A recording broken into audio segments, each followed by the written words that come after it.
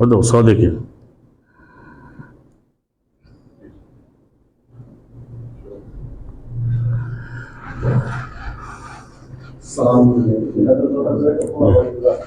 السلام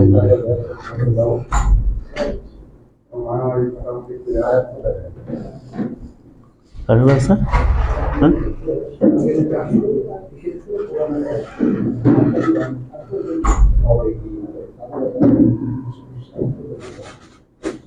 জিজ্ঞেস করেন।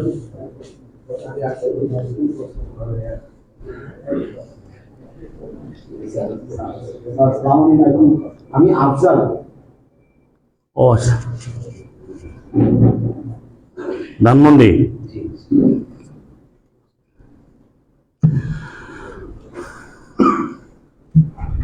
السلام عليكم طيبة مباركة طيبة.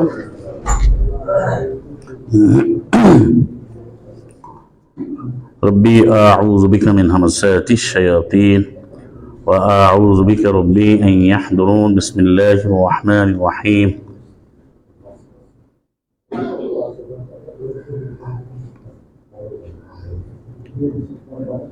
الحمد لله وسلام على عباده الذين اصطفى. ربي زدني علما. ربي اشرح لي صدري ويسر لي أمري واحلل عقدة من لساني يفقهوا قولي. وسلام على المرسلين الحمد لله رب العالمين. সম্মানিত উপস্থিতি, সুপ্রিয় মুসলিম ভাই বোনেরা যারা আমাদের শুনছেন বিভিন্ন প্রান্ত থেকে, আমাদের সকলকে আমন্ত্রণ জানাচ্ছি কিউএস লাইভ 1444-এ 1444-এ আপনাদের মনোযোগ আকর্ষণ করছি। আমরা সবাইকে আহ্বান জানাবো যতক্ষণ আমরা আলোচনা করবো মনোযোগ দিয়ে শুনবেন এবং আয়াতগুলো ভালো অনুধাবন করুন, কারণ কোরআন আলোচনার সময় মনোযোগের সাথে শোনাটা ফারিদা। এটা আয়াত নাম্বার আপনারা জানেন, 7 নম্বর সূরা আরাফের কত 204। কুরিয়াল কোরআন, কোরআন যখন পড়া হবে, পাঠ করা হবে, আল্লাহ আদেশ করে কুরিয়াল কোরআন কি আদেশ করেছেন? ফাস্তামিউ, মনোযোগ দিয়ে শোনো, ওয়ানসিতু, এবং দোনা এখানে নিশ্চুপ থাকো, মানে চুপ থেকে আপনি শুনতে হবে। এবার প্রশ্ন সেটা পরের বিষয়, ভালো করে শোনাটা খুবই গুরুত্বপূর্ণ বিষয়, কারণ এটা না শুনলে কি হবে সেটাও ব্যাখ্যা আবার আল্লাহ দিয়েছেন 8 নম্বর সূরা আনফালের 20-এ ওয়ালা তাকুনু কাল্লাযীনা ক্বালু সামি'না ওয়া হুম লা ইয়াসমাউন। সূরা আনফালের 20-এ পড়েন যে তোমরা ওদের মতো হও না যারা বলে আমরা শুনলাম, আসলে তারা শুনেই নাই। এরপর ওখানে বলা হচ্ছে লাআল্লাকুম তুরহামুন, 7-এর 204-এ, যদি তুমি মনোযোগ দিয়ে শোনো, চুপ থাকো, তাহলে তুমি দয়া প্রাপ্ত হবে, অনুগ্রহ প্রাপ্ত হবে। যাই হোক, তা আমাদের এটা খুব দরকার যে কোরআন অনুযায়ী শোনা, কোরআন বোঝা, মানা খুবই গুরুত্ব দিতে হবে আমাদেরকে। আজকে আমরা যে বিষয় নিয়ে বিইজনিল্লাহ আল্লাহ দয়া আলোচনা করবো, সে বিষয়টা হচ্ছে আমাদের কোরআনের আলোকে দৈনন্দিন জীবনে যে কিছু ম্যানার আছে, আচরণবিধি, চলাচরণ আছে, আমাদের জীবনযাপনের কিছু হ্যাবিট আছে, এগুলো কোরআন কি বলে আমরা সেটা আলোচনা করবো। কোরআনের আলোকে আমাদের জীবন আচরণ, আমাদের ম্যানার এবং আচার আচরণ কি হবে সেটা আমরা প্রতিটি বিষয়ে ধরে ধরে সরাসরি আয়াত থেকে আমরা সেটা শিখবো, জানবো এবং আমল করবো। কোরআনের মধ্যে কিন্তু বারবার একটা ব্যক্তি গঠনের প্রতি গুরুত্ব দিয়েছে। একটা ব্যক্তি যদি কোরআন ভিত্তিক মুসলিম হয়ে যায়, ব্যক্তি বলতে পুরুষ ও নারী, তাহলে কিন্তু অবশ্যই একটি সমাজ, বিশ্ব তৈরি হবে। আজকে অনেকে আমরা দেখি যে রাষ্ট্রীয়ভাবে, প্রশাসনিকভাবে আল্লাহর আইন বা কোরআনের আইনের কথা বলে, এটা কখনোই হবে না যে ব্যক্তি কোরআন না মানে, আমি আপনি না মানি। এখন আপনি বলেন, এখন যদি আপনাকে ক্ষমতা দেওয়া হয় যে আপনি অর্থনীতি চালান কোরআন দিয়ে, তা আপনি চালাবেন কেন? এই তো অর্থনীতি কোরআনটা বুঝি না। আগে তো জ্ঞান, এবং নবীদেরও তো আগে সেই জ্ঞানের কথা বলা হয়েছে, নাহলে অভি দিলেন কেন? আল্লাযীনা উতুল ইলমা ওয়াল ঈমান, যাদেরকে জ্ঞান এবং ঈমান দেওয়া হয়েছে। সূরা রোম 30-56। আগে জ্ঞান না আগে ঈমান? আগে ইলম পরে ঈমান। এখন ইলমের কোনো আলোচনা, ইলম বলতে মনে করে যে নিজের মতো একটা জ্ঞান বানালি হয়। এই জন্য আমাদের জীবন আচরণ খুবই গুরুত্বপূর্ণ যে আমরা কিভাবে চলবো। প্রথম পয়েন্ট আমরা আসি, এটা আমি গুরুত্ব দিবেন সবাই। প্রথম হচ্ছে আমাদের জীবনে মুসলিম হতে হলে প্রথম আমাদের সুধারণা লাগবে, আমাদের ধারণাকে পরিষ্কার করতে হবে। ধারণা কনসেপ্ট একটা very big thing, masterpiece, prime issue. আমাদের ধারণা প্রথম পয়েন্ট কি, ধারণা আমাদের শুদ্ধ হইতে হবে। ধারণাগতভাবে যদি আপনি ভুল থাকেন, আপনি মুসলিম হতে পারবেন না। আমরা বাক্য ব্যবহার করি, বাক্যালাপ করি, আমরা যোগাযোগ করি, আচার আচরণ যাই আমরা করি, আমাদের একটা সুস্পষ্ট ধারণা থাকতে হবে যে কোনো বিষয়। ধারণাটা কি থেকে আসে? জ্ঞান থেকে আসে। তাহলে সেই জ্ঞানটা শুদ্ধ হওয়া, তা নিয়ে আমরা অনেকবার আলোচনা করেছি যে কোরআনের জ্ঞান, জ্ঞান বলতে কোরআনের জ্ঞান ছাড়া জ্ঞান হয় না। আজকে পৃথিবীর যত জ্ঞান চর্চা হয় তা কিন্তু মূল উৎস কোরআনে, হয়তো তারা স্বীকার করে না বা তারা বোঝে না। আল্লাহ রাব্বুল আলামিন সূর্য তৈরি না করতেন, আপনি বলেন তাহলে সোলার সিস্টেমটা বুঝতো মানুষ? হ্যাঁ, আর যদি চাঁদ তৈরি না করতেন, চন্দ্র না থাকতো, তাহলে লুনার সিস্টেম বুঝতো? আর যদি আকাশ তৈরি না করতেন, মহাকাশ নিয়ে এখন গবেষণা আসতো? আর যদি বাতাস না হতো, তাহলে আপনি কি এই মোবাইলে যে কথাবার্তা বলেন, এগুলো ইথার, এই জিনিসগুলো কি হতো? বলেন। আল্লাহ যদি মানুষের একটা মস্তিষ্ক তৈরি না করতেন, এভাবে তৈরি না করতেন, তাহলে মানুষ নিয়ে গবেষণা হতো? বা আজকে হিউম্যান সায়েন্স, এই হিউম্যানই তো পৃথিবীকে চালায়। হিউম্যানকে কে তৈরি করছে? তাহলে আল্লাহ চালাচ্ছেন, এখন আপনি আল্লাহর আইন মানেন না, শুনলে মেজাজ গরম হয়ে যায়। আমি বাংলাদেশে অনেক সাংবাদিক দেখি, অনেকেই তারা ইসলামকে একটা পয়জনাস থিং মনে করে, মাআযাল্লাহ। মানে তারা নিজে তো পড়ালেখা করে না, মানে কিভাবে ইসলামের নাম শুনলে খেপে ওঠে। এবং এরকম অনেক শিক্ষক আছে বাংলাদেশে, রাজনীতিবিদ আছে, এর অধিকাংশই আছে বাংলাদেশে। বাংলাদেশে নাস্তিকের সংখ্যা কিন্তু বেশি। বাংলাদেশে আজকে বলা হয় শতকরা 91 বা 85 মুসলমান। এটা মুসলমান বলে, মুসলিম তো না। যদি অ্যাজ পার করেন বাংলাদেশে আপনি শতকরা বেশিরভাগই নাস্তিক হবে। নাস্তিকের যে কোরআন ভিত্তিক সংজ্ঞা, ম্যাক্সিমামই বামপন্থী হবে, যেটা আসহাবুল শিমাল। কারণ যারা আল্লাহর কোনো বিধানকে স্বীকার করে না, সে নামে একটা আরবি নাম দিয়ে রাখছে, বুঝে আমি মুসলিম বা মুসলমান, কিন্তু সে কোরআনের কোনো বিধান সহ্য করতে পারে না। কিন্তু আপনাদের বুঝাচ্ছে কালেমা গো মুসলমান, তাওহীদি জনতা। তাওহীদি জনতা হলে ওই মসজিদে মারামারি করে, এই যে কাকরাইল মসজিদে আনি এক গ্রুপ ঢোকে, এক গ্রুপ বাইরে। এরা তো নিকৃষ্ট শয়তান এগুলো। আমি এগুলো ভয় পাইয়া বলি না। আপনি যখন নিকৃষ্ট শয়তান, এগুলোর প্রতি স্পষ্ট বলতে হবে, এরাই মানুষকে কাফের বানাচ্ছে। এই কাকরাইল মসজিদ থেকে বলে যে কোরআনের অনুবাদ তোমরা পড়বা না, এটা মুরব্বীদের কাজ। এই শয়তানগুলো ওখানে কামড়া কামড়ি লাগাচ্ছে। এখন এদেরকে চিরতরে ব্যান করে দেওয়া দরকার। এরা এখন ইসলামের নাম ব্যবহার করে, এখন দেখেন স্বার্থে লাগছে, এখন নিজেরাই মারামারি করে। এটা কোথায় আছে? কোন ইসলামে আছে? কোন আয়াতে আছে? এর হলো শয়তানের চোখ খারাপ, কারণ তারা যা প্রচার করে নিজেরা বই বানায় এনেছে, নিজেরা তরিকে বানায় এনেছে। কথাটা ওখান থেকে আছে, ধারণা।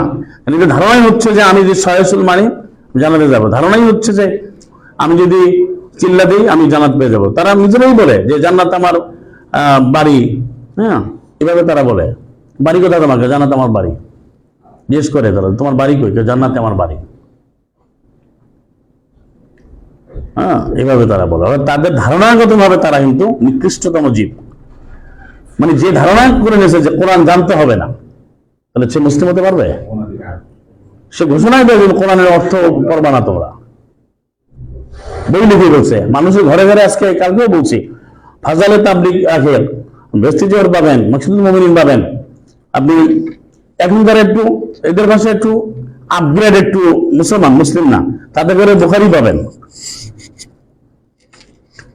আর মাসুদগুলোতে পাবেন কোরআন অর্থ ছাড়া কোরআন, যেটা আরবি, একটু বিভিন্ন আরবি কয়েকভাবে লেখা যায়, 10-15 ভাবে আরবি লেখা যায়। তো যারা একটু পেঁচিয়ে লেখা আরবি কোরআন পাবেন, ওটা ধরেও না। তো এই যদি এরা মুসলিম, এরা আল্লাহকে মানে, স্বীকার করে, আমি ভয় পাইলে হবে? এরা কোরআনই স্বীকার করে না, সে ঘোষণা করে যে কোরআন। তাহলে এই জন্য যে আল্লাহ বলেছেন 10 নম্বর সূরা ইউনূসের 36-এ, অমায়াত্তুবু আকসাবিল্লাহ জান্নাহ, তাদের অধিকাংশ ধারণা অনুসরণ করে দেখেন। আমি ধারণার কথা কেন বলি? ধারণা মানা যাবে না, এই ধারণা ঠিক করতে হবে। ধারণা হবে আমাদের সুস্পষ্ট কোরআনে জ্ঞান থাকবে, হাক্কুল ইয়াকিন, হাক্কাতুল 21।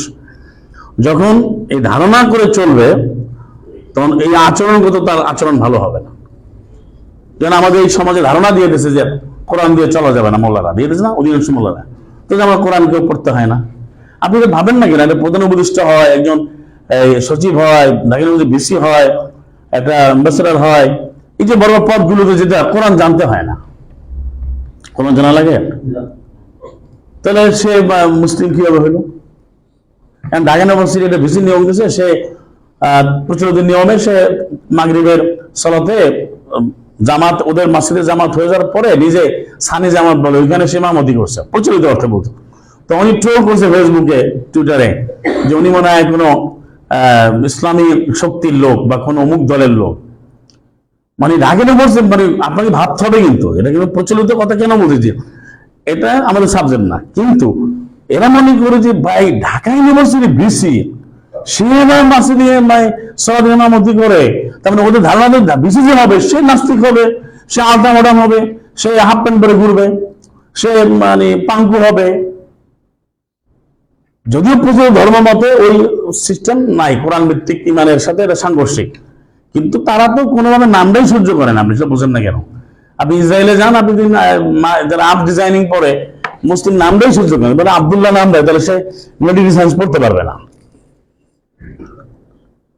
মুসলিম নাম হইলে 1000 বার তাকে আপনার করবে। আপনি দেখেন না বাংলাদেশে, এটা আমি কোন অর্থ বলছি, কোন আলেম খুঁজে পায় না একজনকে নিয়ে তারা উপদেষ্টা বানিয়েছে, তার ব্যাকগ্রাউন্ড তারা দিয়েছে। তাহলে এই দেশে কি তার মানে ওরা ইসলাম চর্চা হোক এটা চাইতো না? তাহলে তো অনেক জানাশোনা লোক তো আছে, কিছু তো আসে না, এমন তো বলা যাবে না। তাদেরকে নিবে না, নিলে ভাই এরা হয়ে গেল বড় হেডলাইন করে, ভাই এরা মৌলবাদী হয়ে যাচ্ছে। তাহলে আবার ওই কি মারা যাওয়ার পরে কিন্তু ঠিকই ওই জানাজার জন্য পাগল হয়ে যাবে। দেখেন না আজাদ মসজিদে জানাজা হইল, মানে যে ডিক্লেয়ার দিচ্ছে যে আমি মুসলিম, ইসলাম থাকবে না, আল্লাহর আইন চলবে না, তার জানাজাও পড়ে। তার ধারণা, আমি ধারণা সমস্যা, সে মনে করে আমি এগুলো যাই হোক মরা পরে জানাতে যাবো। মনে হচ্ছে বলে যে কেমন আছে লোকটা, ভালো আছিল, সেটা বললেই জানাতে যাবে। এই জন্য আল্লাহ এদের চরিত্র বলেছেন এভাবে, তারা অধিকাংশই তারা ধারণা করে। আর ইন্নার জন্য যে নিশ্চয়ই ধারণা সত্য ধারে কাছেও আসে না। ইন্নাল্লাহ আলিমুম বিমা ইয়াফআলুন, আল্লাহই একমাত্র জানেন তারা যা করছে এবং করবে। তার মানে বর্তমান জীবনে কোনো বিধিবিধান মানতে গেলে কোরআন জানতে হয় না। এরা কোরআন জানাটাকে তারা আরো খারাপ মনে করে। যেমন এই আমাদের সমাজে কোরআন জানা বলতে কি বুঝে বলেন? হ্যাঁ, ও তো কোরআন পড়তে পারে। কি বলেন আপনি? আমরা তো ছোটবেলাতে কোরআন, আমি গতকালই একজনকে বললাম, আপনি জানেন ছোটবেলা মক্তবে পড়ছে, কোরআন পড়তে পারে। কি পড়ো তো সূরা ইয়াসিনের প্রথম 5 আয়াত পড়ছে। তারপরে বলে তো এর অর্থ কি? অর্থ তো জানি না আমি, কোনো কিছু অর্থ না জানলে পড়া বলে না। মনে করো এখানে এটা লেখা আছে টিকিট কাউন্টারে, তুমি এই টিকিটে এখান থেকে যাইতে হবে উত্তরা, বা এখান থেকে যেতে হবে তোমার ঢাকা, বা যেতে হবে এখান থেকে দুবাই, যে কোনো জায়গায় লেখা থাকে। তুমি যদি পড়া না বোঝো তাহলে তুমি ওই পড়া মুখস্থ করলা বা চুমু খাইলা হবে? হবে না। তা আল্লাহ তো বলছে আমি তোমার সিগন্যাল, তোমাকে পথ নির্দেশিকা দিয়েছি, আলামত দিয়েছি। 16 নম্বর সূরাতে আছে, হ্যাঁ 16 নম্বর আয়াত আলামত দিয়েছি, 16 তো সে আলামত তুমি না চিনলে তুমি যাবা কিভাবে? তা তুমি সূরা মানে পড়া মনে করে আমি তো পড়ছি, আয়াত পড়ছি, এই যে ধারণা। এই জন্য এই ধারণাটাকে আল্লাহ জাহেলি ধারণা বলছেন। কোরআনে মনে আয়াতের মধ্যে ভাবে অনেক আয়াত আছে, শতাধিক আয়াত আছে, যে যেমন এই 75-এর একটা আয়াত আছে, 28 নম্বর আয়াতে, অজান্না আন্নাহুল ফিরাক, ধারণা করছে সে আলাদা হয়ে বাঁচতে পারবে। অনেকেই ধারণা করে, ধারণা জন্ম অর্থে আসছে, হাসেবা অর্থে আসছে। তারপরে মানুষ মনে করে যে তাদের এই কোনো বিচার ব্যবস্থা হবে না। তারপরে আপনার জন্নাসাওয়ে দুটো শব্দ আছে, এটা হলো 48-6-তে, 48-12-তে, সেখানে আছে যে খারাপ ধারণা। তো খারাপ ধারণাকে আমি যদি কালেমা পড়ি তা জানাতে যাবে যে সিল্লা আল্লাহই তো এই কাকেল পাঠিয়ে তো এই মানুষকে বোঝায় যে আপনি কালেমা একবার পড়লেই জানাতে যাবেন। অথচ ওই পর্যন্ত যে হাদিসের উদাহরণ দেয়, কোরআনই একমাত্র হাদিস, এরা তো বানাওয়াট কথা বলে, ওখানেও একবার লেখা নেই। আপনাকে এটা বুঝতে হবে, কথা বলার সময় পুরো ধরবেন। সে বলে ভাই একবার, হাদিস তো নাই, কোরআনই যথেষ্ট। কিন্তু এরা যে প্রচলিত কথাগুলো বলে সেগুলো কিন্তু নাই, সেটাও কিন্তু আপনাকে জানতে হবে। একবার যে পরে সে জানাতে যায়, মানে করা লাগাইলেও দেখা যায় না। তো এখানে এই কথাটা তো কোরআনে আয়াত না, এটা তো আরো প্রচুরুল্লাহ হাদিসে আছে। তো এখন এখানে গিয়ে তারপরে এই যে মানবোচিত বিধানের মধ্যে একবার কিন্তু লেখা নাই, কিন্তু ওরা ওয়াজ করে, ওরা প্রচার করে যে একবার হলেই জানাতে যান। আপনি বোঝেন না বিষয়টা? একবার এটা কিন্তু প্রচার করে একবার গেলি। আর আমি বুঝি না, এটা সরকারের এত তারা যে যোগ্যতাই থাকে, সরকার যেই সরকারই হোক, যারা দায়িত্বে আছে, এটা পাগল হয়ে যায় দেখবেন এই যে ইস্তেমা পালনের জন্য। যে কোনো সরকারের কথা বলছেন বিগত 40 বছরে বা 50 বছরে। কারণ কি? আরে আশ্চর্য কথা, যারা তুমি সরকার, তুমি কোরআনে একটা সিঙ্গেল আয়াত তুমি মানো না, তুমি কোনো বিধান তুমি খুঁজে পাও না, তুমি সংবিধান পাগল হয়ে গেছো, কিন্তু কোরআন তোমার চোখে পড়ে না। কিন্তু বিশাল কোরআন, আজিম কোরআন, মুবিন কোরআন, মাজিদ কোরআন, এখান থেকে তোমার বলতে লজ্জা লাগে। আর মোল্লা গুলো পাশে বসে কথা বলে, পান খায়, বলে কোরআনের সমাধান আছে, পান খোররা। কেন কোরআনের কথা লজ্জা লাগে? কোরআনে ওরা মনে করে কোরআন তো কিছুই নাই। এই কোরআনের ফর্মুলাটা তুমি দিয়ে জানো, এখানেই তো তোমার সংস্কার, তুমি যে চাও ও দরকার নেই, কোরআনে তো সব আছে, তুমি চাও কি? তুমি বলো, প্রশ্ন করো, কোরআন উত্তর দিচ্ছে। আর এরা এখন আইসা বলতেছে যে এইটার জন্য সে পাগল, পয়েন্টটা করবেন আপনারা, সে পাগল হয়ে ইস্তেমা করার জন্য। কেন পাগল হয়ে যায়? জানেন ওইটা করলে তার কোনো সামাজিক, অর্থনৈতিক, রাষ্ট্রীয়, প্রশাসনিক কোনো ঝামেলা নাই। ওখানে গিয়ে দোয়ার জন্য পাগল হয়ে যাচ্ছে। আপনি আল্লাহকে স্বীকার করেন, সবাই দোয়া করে দেখছেন। আগে বাংলাদেশে দুই নেত্রী এরকম দু জায়গায় বসে হাত ধরে বসে থাকতো, সাকে ওই সাদে, কে ওই সাদে, কে, এগুলো মিথ্যা তো, আমি কোনো আন্দাজে বলি না। তো এখানে তুমি এত দোয়ার জন্য পাগল হয়েছো, তুমি তো আল্লাহর আয়াত নাও না কেন? এখানে কি, এখানে কি দোয়া নাই? এখানে দোয়া নাই? এখন কি এরা ব্যক্তি বোঝার জন্য ও সাদিয়ানি না, কাদিয়ানি না, বাদিয়ানি, এগুলো গুণ বানাইছ? এটা কারণ কি? তাদের ধারণাই হচ্ছে ওই যে একবার করলে জান্নাতে যাওয়া মিথ্যা কথা, দায়রাতুস সাওয়ে। আল্লাহ এদের এদের পরিণতি কি হবে? গাদিবাল্লাহ আলী আলাইহির উপরে গজব নাযিল করবেন এদের উপরে। ও লানা ওয়ালা, অভিশাপ দিয়েছেন। ও আ'আদ্দা লাহুম সাআত মাসীরা, ও আ'আদ্দা লাহুম জাহান্নাম, এদের জন্য জাহান্নাম প্রস্তুত করেছেন। নিকৃষ্ট জায়গায় থাকবে তারা, আর যারা এই খারাপ ধারণা করবে। এবং এরা ধারণাকে অনুসরণ করে 53-23 আছে, এবং এই 53-28 আছে। তারপরে জাহেলি ধারণা তারা পোষণ করে, জন্য জাহেলিয়া। আজকে এই জাহেলি ধারণাই কিন্তু আমাদের এই সমাজে চলছে। কারণ তাদের বক্তব্য কি? বক্তব্য বলছে যে আমি ক্ষমা পেয়ে যাব, আমি এটা জানা দরকার কি? আপা হুকুম জাহেলি গুণ, তাকে জাহেলি বিধান চায়। জাহেলি বিধান কোনটা বলে? কোরআন কারীমের বাইরের বিধানই তো জাহেলি বিধান।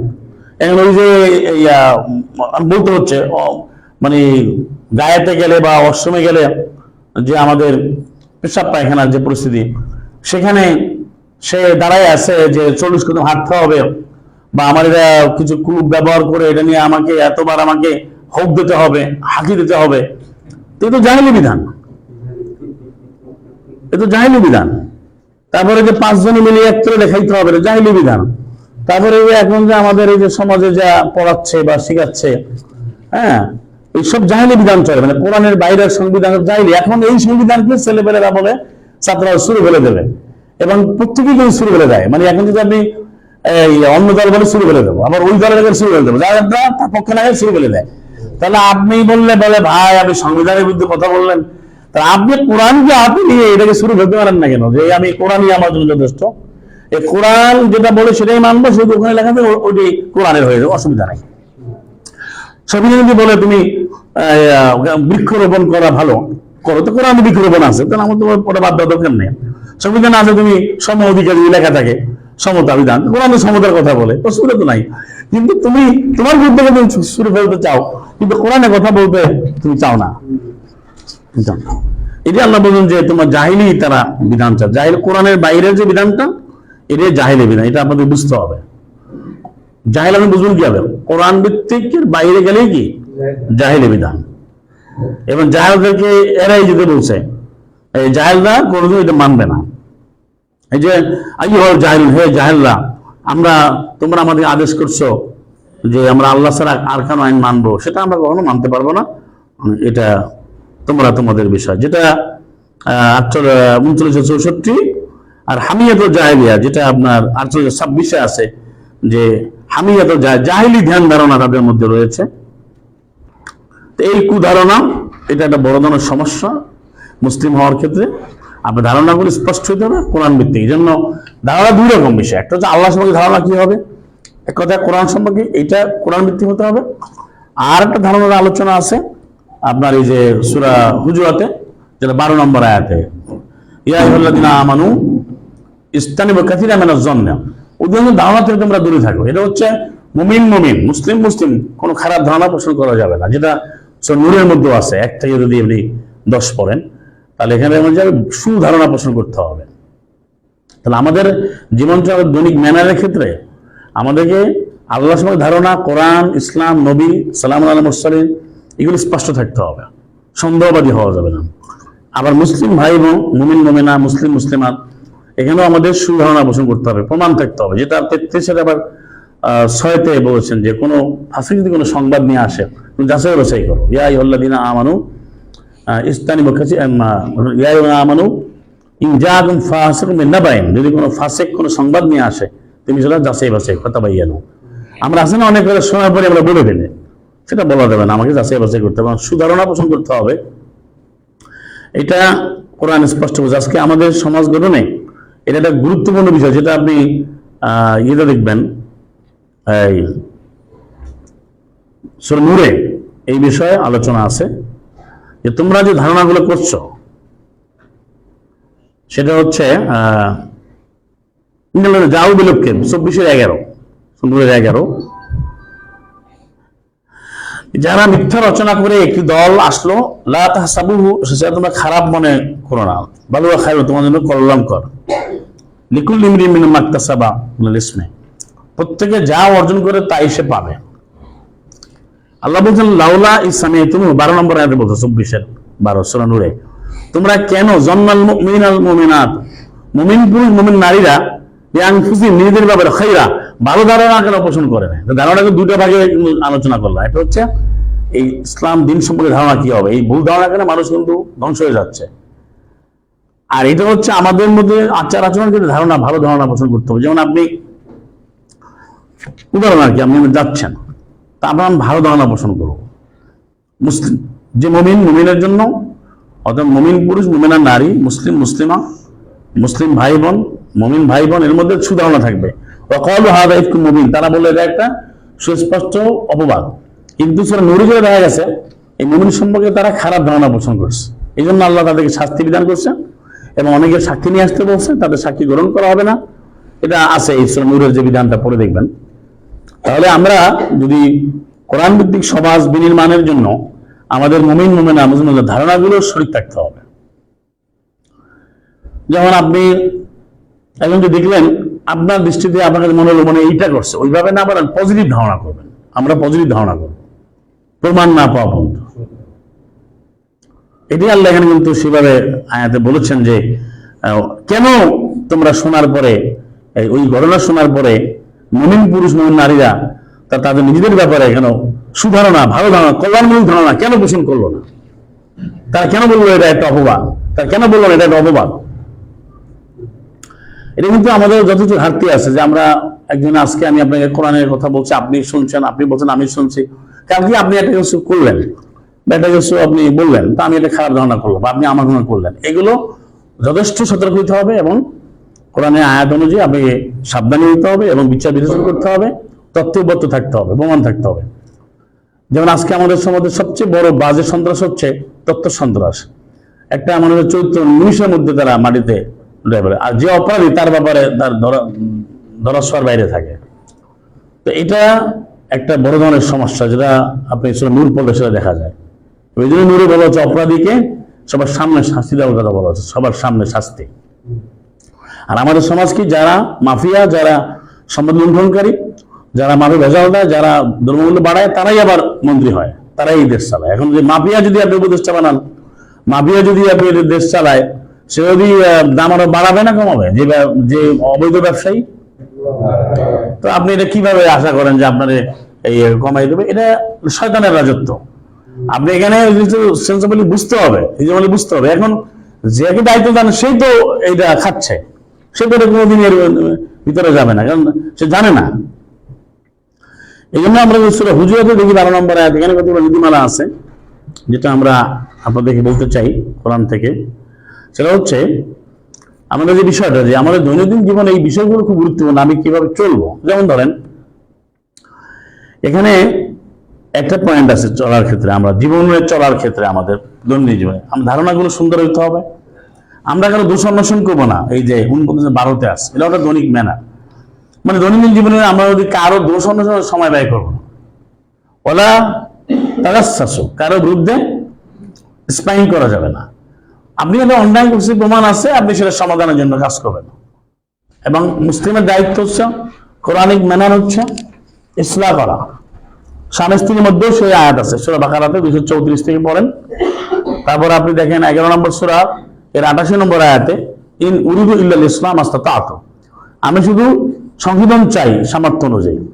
তা আমরা দৈনন্দিন জীবনে আমরা কারো দোষ অন্বেষণের জন্য আমরা সময় ব্যয় করবো না, কিন্তু আসলে যেটা হচ্ছে অন্যের দোষ কি সেটা নিয়ে আমরা কথা বলতে চাই। এখানে কি পয়েন্ট বলতে হবে, 148 নম্বর মাথায় রাখতে হবে সূরা নিসার, যে জালেম, যে অত্যাচারী, তার খারাপ দিকটা বর্ণনা করতে হবে। লা ইউহিব্বুল্লাহু জাহরা বিসসু, লা ইউহিব্বুল্লাহু জাহরা বিসসু, কোনো খারাপ জিনিস প্রকাশ আল্লাহ পছন্দ করেন না, মানে আল্লাহ গ্রহণ করেন না। ইল্লা মান যুলিম, তবে তারটা করেন যে অত্যাচারিত হয়েছে, নিগৃহীত হয়েছে।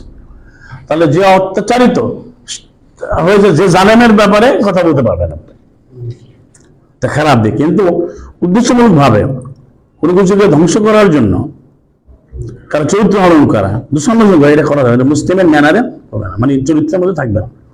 জীবন আচরণ বিধি আমাদের কি হবে, আমরা ভালো ধারণা পোষণ করবো, কারণ দূষণ করবো না। পরের পয়েন্ট বলা যাচ্ছে বাদা, কোনো ধরনের কোনো যে পরনিন্দা একে অপরে করা যাবে না। এখন গীবত যেটাকে বলছে, গীবতটা কি, এটা অনেকে সংজ্ঞা নেওয়া খুব তালগুলো পাকাবে না। গীবত খুব সহজ, অর্থাৎ আপনি একজন ব্যক্তি, একজন মুমিন, তার যে জিনিসটা আপনি তাকে হেয় করার জন্য পিছনে বর্ণনা করছেন, এটি কথা। বরং অনেক ওনার মধ্যে থাকে বিষয় হচ্ছে তার যে, যেটা আপনি এটা ব্যাখ্যাটা পাবেন এর মধ্যে, আপনি হুমাজার মধ্যে, সেটা হুমাজা 104 নম্বর সূরা, ওয়াইলুল লিকুল্লি হুমাজাতিল লুমাজা। হুমাজা বলা হয় ধ্বংস তার জন্য যে সামনে মানুষ অপদস্থ করে, তাহলে কারোর অপদস্থের কথা বলা যাবে না। লুমাজা মানে পিছনে তার নিন্দাবাদ করা, সামনে তাকে অপমান করা, আর পিছনে নিন্দা করা, ব্যাকবাইটিং, আর সামনে তাকে খুব বেশি তার ওভার প্রেস করা, মানে এমন ভাবে তার ফুলিয়ে ভাবে, যে আমাদের প্রচুর ভাষায় ওই তেল গবের মতো তেল দেওয়া আর কি। তো এই তেল দেওয়া এটা করা যাবে না। মানে এখানে সত্য, অর্থাৎ জিনিসটা কি, যদি সে অন্যায় করে থাকে তাকে আপনি সুন্দরভাবে ওই 11-88 অনুযায়ী সংশোধন করে দেবেন। এখন বিরোধ মুমিনদের মধ্যে হবে, কিন্তু মুমিন হলে মুসলিম সে তো ভুল বুঝবে না যে আমাকে বলছে ভালো। কারণ আমাদের হয় কি, যে আমাকে এটা ভুলটা বললো তো আমি রেগে গেলাম, খেপে গেলাম যে আমার ভুল ধরলেন আপনি। এটা এখানে আমরা তো আখেরার সময় আমার ধারণা কম আমাদের, মাআযাল্লাহ, যে আমরা আমার ভুল ধরলে একজন মুসলিম সে খুশি হবে, আমরা খুশি হবো। ওই লোক যখন ডিসিপ্লিন ভুল করে, উনি ভুল করছে আর ওনার ভুল দেখেন, আর এটা আবার আর এক দিকে যায়। এই জন্য সতর্ক থাকতে হবে সব দিকে। এই জন্য কোরআন বলছে ওয়াতাওয়াসাউ বিল হাক্কি ওয়াতাওয়াসাউ বিস সাবর, যেটা সূরা আসরে। কারণ কি, আমরা পারস্পরিক আমাদের কোরআন নিয়ে আলোচনা হবে, আয়াত নিয়ে আলোচনা হবে, আয়াত আমাদের শুদ্ধ করে দেবে, কোরআন আমাদেরকে তাজকিয়া করে দেবে। তাহলে আমরা আয়াত আলোচনা করলে কিন্তু হয়ে যায়। আমি আপনার আয়াত পড়ে শোনাচ্ছি যে ধারণা থেকে দূরে থাকতে হবে, তেমন খারাপ ধারণা করা যাবে না, কারো দোষ অন্বেষণ করা যাবে না, কারো পরনিন্দা করা যাবে না। যেন আমাদের এখন অধিকাংশ দেখা যায় আমাদের আলোচনার টেবিলটা কি হয়, যেন একাত্র হয়, মহিলা পুরুষ, পুরুষ মহিলা, যেটাকে বলেন, কি হয় সাধারণত আমরা দেখি যে কোরআনের প্রতি আলোচনা কম হয়। আমাদের মধ্যে যদি আলোচনা হয় সাধারণত দেখা যায় দুনিয়াবী বিষয় নিয়ে বেশি হয়। সেখানে কোরআন এলাকায় আসলে দুনিয়া বিষয় বলতে কিছু নাই, আমি তো কোরআন অনুযায়ী চলি, তাই প্রতিটি বিষয় কোরআন অনুযায়ী হবে, এখানে দুনিয়া আলাদা করার কিছু নাই। কিন্তু তারপরও তারা কি করে, যে ছেলে কোথায় পড়ে, মেয়ে পড়ে কি, তাই কাপড় কি, তাই মানে বিবাহ কেমন হলো, মানে দুনিয়ার সুখ শান্তি খোঁজে সবাই। এবং কার ফ্ল্যাট আছে, কার গাড়ি আছে, কার বাড়ি আছে, তার ঘরের সোফা কেমন, ডাইনিং টেবিল কেমন, তারপরে আপনার ছেলে কোথায়, কেউ আমেরিকা না কানাডা, মানে এই যে দুনিয়াবী বিষয়গুলো আমরা মুসলিম পুরুষ মহিলা আমরা সবাই আলোচনার জন্য ব্যস্ত হয়ে যায়। এই জায়গাতে আমাদের কি করতে হবে, আমরা কোরআনের বিষয়ে আলোচনা করব, আমরা আমাদের জীবন বোধটাকে নিয়ে যাবো কোরআন ভিত্তিক। এখন রিজিক আল্লাহ ব্যবস্থা করবেন, কিন্তু আমরা ওই দুনিয়াকে প্রাধান্য দিই, যেটা হচ্ছে এখন। যেমন এখনো সমাজে মানুষের ধারণা যে যদি উচ্চ শিক্ষিত হয়, বেশি ইনকাম করতে পারে, বাইরের দেশে আয় করে, তাহলে ফ্যামিলি ভালো চলবে। কিন্তু বাস্তবে দেখা গেলে যাদের অনেক বেশি ইনকাম তারা অত বেশি ভালো নাই। যেমন আমাদের যে কোভিডের সময়, করোনার সময়, তাহলে বেশি তারা সেফ জোনে থাকার দাবি করছে, তারাই বেশি ধ্বংস হয়েছে। আর যারা তাদের মাঝে অরক্ষিত ছিল তাদের কিছু হয় নাই, প্রমাণিত সত্য। তাহলে আপনি আয়াত অনুযায়ী যান, যে ভাই আপনি আল্লাহ রিজিক দেবেন, আপনি আমাদের আলোচনা বিষয়বস্তু হবে হক নিয়ে, কত অসবের হাক্কে, ধৈর্য, যে আপনি কোরআন কতটুকু পড়েছেন, আপনি কি কি আয়াত পারেন, আমাকে এই আয়াতটা বলেন। হ্যাঁ, আমরা অবশ্যই দুনিয়ার বিষয়ে আলাদা, আমি এই ব্যবসাটা করি, এটা আপনি পরামর্শ দিতে পারেন, আপনি এই কাজটা করেন, আমি পরামর্শ দিতে পারি, এটা হইতে পারে। সবই তো ব্যবসা তো কোরআনে আছে, কিন্তু আমাদের আলোচনা যায় ব্যক্তিগত এবং পারিবারিক খোঁচাখুচির মধ্যে, বা পাওয়া না পাওয়ার দ্বন্দ্বে, উচ্চাবিলাসী, কম পাওয়া বেশি পাওয়া, কে কেমন। এমনকি আমাদের আলোচনার মধ্যে এটাও আসে যে কার শরীরের রং কেমন, এ তো কালো, ও তো ভোসকা, এ তো লম্বা, এ তো বেটে, এ তো ডানে তাকায় না বামে তাকায়। আমি সারা পৃথিবীর মানুষের কথা বলছি আর কি। তো বিয়ে হবে কোথায়, বা একজনের মেয়ে হইলো পরপর 3টা, বা ছেলে হলো পরপর 4টা, বা আপনার তো ছেলে আছে আমার তো মেয়ে নাই। তো এই যেগুলো দিয়ে মনে মুসলিমরা নিয়ে কথা বলতে পারে না, শরীরের রং নিয়ে কোনো মুসলিম কথা বলতে পারে? 30-এর বাইরে যে জানেন সব রং আল্লাহর আর আয়াত। তারপরে 35 নম্বর সূরার 27-28 যে সমস্ত নিকশ কালো যত বলেন লাল নীল সব রংগুলো আল্লাহ মানুষকে সৃষ্টি করেছেন। এই বিষয়গুলো আসবে না, আমাদের আলোচনা আসবে একাধিক কোরআন ভিত্তিক আমরা শুদ্ধ হব।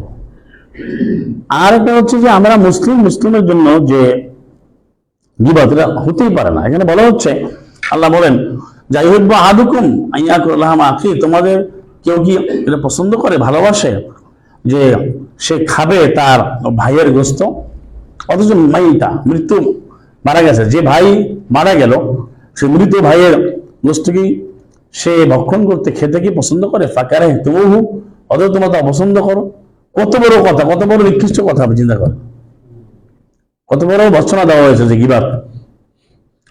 এই আয়াতের কথা না বলে সে মানে নিজে বানায় এনেছে,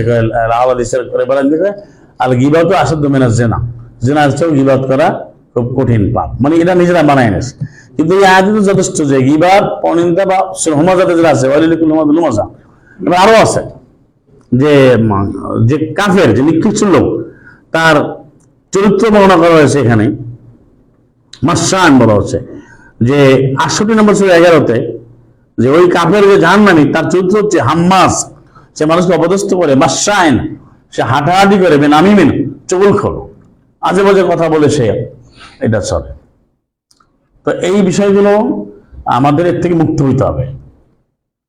আমরা একজন মুসলিম, সূরা ইউনূসের 61-তে আল্লাহ বলছেন যে তুমি যখনই সময় পাবে তুমি আয়াত পাঠ করবে, আমার তাকে বিশ্বান, তুমি যে অবস্থায় থাকবে তুমি আয়াত থেকে তেলাওয়াত করবে। কেন বলছে বলে, আমাদের তো 8 বারের কথা আমরা বলি, আয়াত আছে 6 ওয়াক্ত সালাতের আগে, মধ্যরাতে, আবার ফজরের পরে। আরেকটা বলা হচ্ছে যে তুমি যখনই সময় পাও। তো আমরা এই বিষয়গুলো শিখবো এবং আমরা শুদ্ধ হব যে এই সূরা হুজরাতের যে কতগুলো আমাদের জীবন আচরণ বিধি রয়েছে, এখানে আমরা সতর্ক হবো, নাহলে আমরা কিন্তু মুসলিম হিসাবে মরতে পারবো না। আমাদের আলোচনা, আমাদের জীবন যেমন হবে আয়াত ভিত্তিক। এখানে আরেকটা বিষয় হলো, দেখুন একজনের দায়িত্ব থাকে বা অসহায়তা থাকে, যদি থেকে থাকে, সেটা কি দায়িত্ব আমাদের 177-এ বলে দিয়েছে সূরা বাকারার। আবার মুমিনদের পরিচয় কি দিয়েছে দেখেন, এই যে সূরা হুজরাতের 10 নম্বর আয়াতে। আয়াতটা আমাদের দৈনন্দিন জীবনে আচরণের মধ্যে বা ম্যানারের মধ্যে গুরুত্বপূর্ণ হচ্ছে আমাদের যোগাযোগ। ইন্নামাল মুমিনুনা ইখওয়া, ইন্নামাল মুমিনুনা ইখওয়া, মুমিনরা হচ্ছে ভাই ভাই, তাদের মধ্যে তুমি সমাধান করে দাও, পরিয়াস। আপনি মুমিনকে ভাই মনে বিশ্বাস করতে হবে না, এটাও একটা ধারণার ব্যাপার। সে ধারণা কি আমাদের আছে? অনেকে তো দেখা যাচ্ছে আপনার সুযোগ, আমাদের সুবিধা না হলে আমরা যোগাযোগ করি না, আমার প্রয়োজন ছিল আমরা যোগাযোগ করি না। কিন্তু আমাকে তো দায়িত্ব আছে যে আমার মুসলিম ভাই, মুমিন ভাই, কোরআন অনুযায়ী তার কি অসুবিধা সুবিধা, পারস্পরিক যোগাযোগটা বজায় রাখতে হবে। এই জন্যই তারা রুক্কান বলছে, সূর্যদান, তুমি তাদেরকে দেখবে মুহাম্মদ রাসূলুল্লাহ ওয়াল্লাযীনা মাহু। এই যে 29 নম্বর আয়াত সূরা ফাতহ 48-এর, তুমি দেখবে মুহাম্মদ, আল্লাহ রাসূল এবং তার সাথে যারা ছিলেন তারা রুকু অবস্থা, সাজদা অবস্থা, তারা গাছের লাগে তুলনাও করেছেন আল্লাহ। এখানে কি চমৎকার ভাবে উদাহরণ দেওয়া হয়েছে, কি ঐক্যবদ্ধতা থাকবে। কিন্তু আসলে দেখা যায় আমরা আজকে কার্যত বা প্রয়োজন বশত আমরা দেখা হইলো, পরে আর খবর নাই। মানে আমি স্পষ্ট করে আপনাদেরকে বলছি, দেখা যায় আজকে জুমার দিন আপনি আসলেন, তো 1 মাসে আপনি আসতে পারেন না, ওই 1 মাসে আপনার কোনো যোগাযোগ থাকে না, 2 মাস না 2 মাস যোগাযোগ থাকে না। ওই সেদিন আমাদের একজন ভাই বললেন যে একজন লোক মারা গেছে আমাদের, তুমি গেলেন, অসুস্থ হলেন। আমি অনেকবার ফোন করলাম, ওনার কোনো রিসিভ করলো না, পরে জানলাম অসুস্থ, পরে কথা হলো। কিন্তু এই যে লম্বা সময় 5-6 মাস, উনি এটা মেসেজ দেয় না, ধরেও না, কোনো যোগাযোগও থাকে না। তাহলে একজন যদি 5 মাস পর আসে বা যোগাযোগ করে, তাহলে কিভাবে থাকবে? তা আমাদের উভয় দিক থেকে, আমি আপনি সবাই মিলে আমাদের এখন থেকে ওয়াদাবদ্ধ হতে হবে আমাদেরকে, যে আমরা কোরআনের প্রতিটি আয়াত মানব, সারা পৃথিবীতে কায়েম করবেন, দেশে করবেন, সেগুলো হবে। আসলে আমি নিজের মধ্যে আমি কায়েম করি, আপনি নিজের মধ্যে আপনি কায়েম করেন। তাহলে এই যে মুমিনরা ভাই ভাই, তাহলে আপনি একজন মুমিন মুসলিম ভাই, তার কি অবস্থা আপনি জানবেন না? আমি জানবো না? আপনি আমারটা জানবেন না? মানে আমাদের সবার, যার যারটা, সবার কথা বলছি আমি। সেই যোগাযোগটা কিন্তু কোরআনের আয়াত অনুযায়ী দাবি, না কোনো সন্দেহ আছে? হ্যাঁ, কিন্তু দেখা যাচ্ছে। এবং তাহলে এখানে আমাদের দৈনন্দিন আচরণের ক্ষেত্রে ভ্রাতৃত্ববোধ গুরুত্বপূর্ণ বিষয়। এখানে ভাগাভাগি কোনো সুযোগ নাই। আপনি দেখেন 8 নম্বর সূরাতে প্রথম যদি পড়েন, সাল্লাল্লাহু আলাইহি ওয়াসাল্লাম সিদ্ধান্ত নিয়েছেন, নেওয়ার পরে এখানে আয়াতে আছে একদল মুমিনদের একদল অপছন্দ করেছে। তো পরে আল্লাহ রাসূল বের হয়ে গেলেন, কামা আখরাজাকা, সালাম আলাইহি মুহাম্মদ, তিনি আল্লাহর আয়াত অনুযায়ী তিনি বের হয়ে গেলেন, যুদ্ধে বের হয়ে গেলেন বা আল্লাহর আইন প্রতিষ্ঠার জন্য। সূরা আনফাল 8-5 দেখেন, 5-6।